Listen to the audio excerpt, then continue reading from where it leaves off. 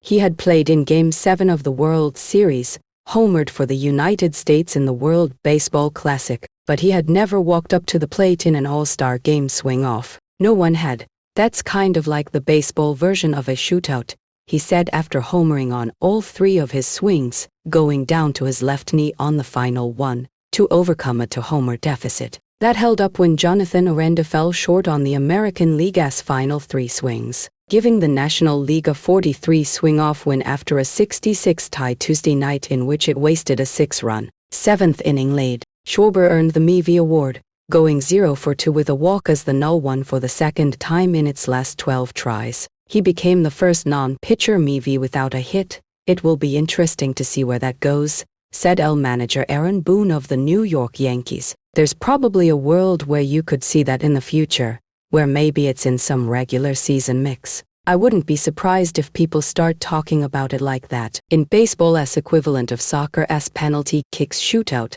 the game was decided by having 3 batters from each league take 3 swings each off coaches. Boone picked Brent Rooker, Randy Arozarena and Aranda on Monday, and Los Angeles Dodgers manager Dave Roberts picked Eugenio Suarez, Schwarber and Pete Alonso for the null. Because Suarez was hit on the left hand by a fastball in the 8th inning, the null turned to its alternate, Kyle Stowers. Players from both teams stood outside their dugouts, some already in street clothes, jumping and shouting after each long ball from their side. Yankees coach Travis Chapman threw to the batters and Dodgers coach Dino Abel to the null hitters. Rooker put the ahead by homering on his last 2 swings, and Stowers hit one. Randy Arozarena boosted the lead to 31.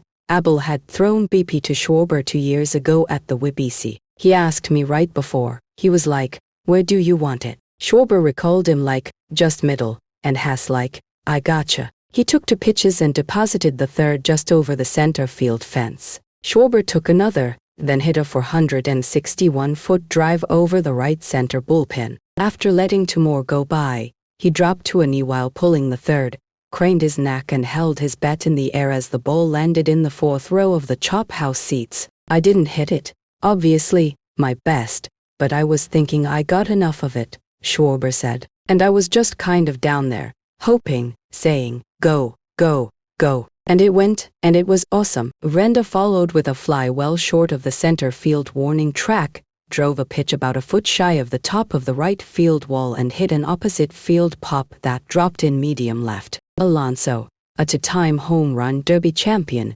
didn't have to bat and patted Schwarber on the head as fireworks went off at Truist Field. "I felt like a closer going into a game," Alonso said.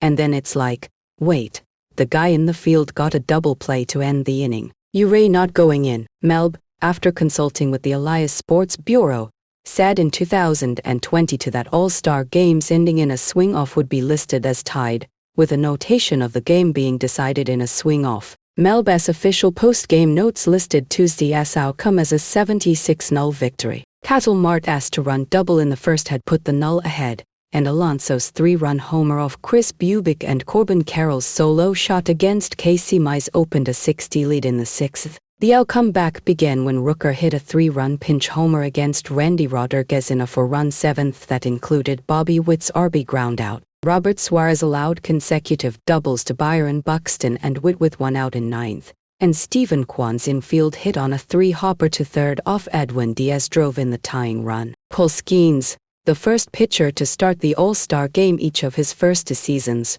reached 100 mph on 4 pitches in a perfect first. Jacob Misirovsky, a controversial inclusion after pitching in just 5 major league games in his rookie season, fired 9 pitches of 100 mph or more in a 1-hit 8th 34 days after his major league debut. The 23-year-old righty, added to the null roster by baseball commissioner Rob Manfred, reached 102.3 miles per hour. There were 21 pitches of 100 mph or more, down from a record 23 last year.